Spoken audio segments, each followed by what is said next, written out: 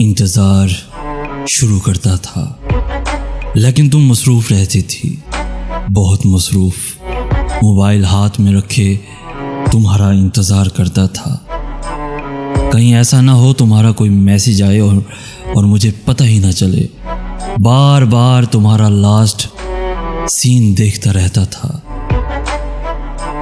कभी तो ऐसा भी होता था तुम्हारा कोई मैसेज नहीं आता था और मैं तुम्हारी चैट खोल कर बैठा रहता था। और कभी जब आधी रात को 2:30 बजे तुम्हारा मैसेज आता और मैं फ़ौरन जवाब देता तो तुम पूछती थी, अभी तक जाग रहे हो, सोए क्यों नहीं? उस वक्त मैं तुम्हारी मोहब्बत में तुमसे झूठ बोलता था कि सोया हुआ था।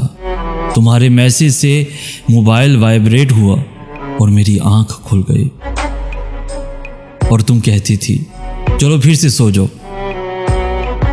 उन आंखों में नींद कहाँ थी, सिर्फ तुम्हारा इंतज़ार होता था।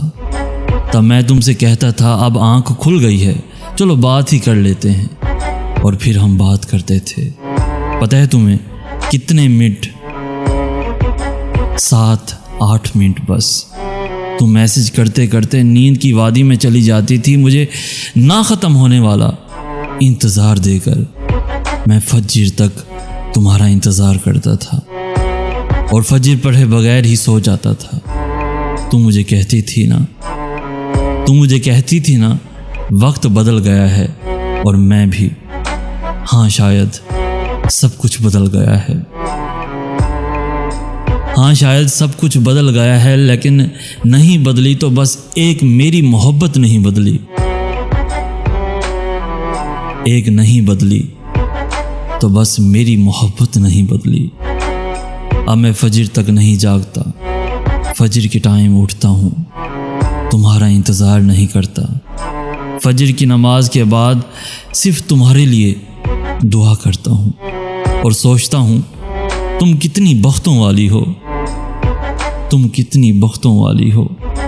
तुम सोई हुई हो और कोई तुम्हारे लिए दुआएं कर रहा है, कोई तुम्हारे लिए दुआएं कर रहा है।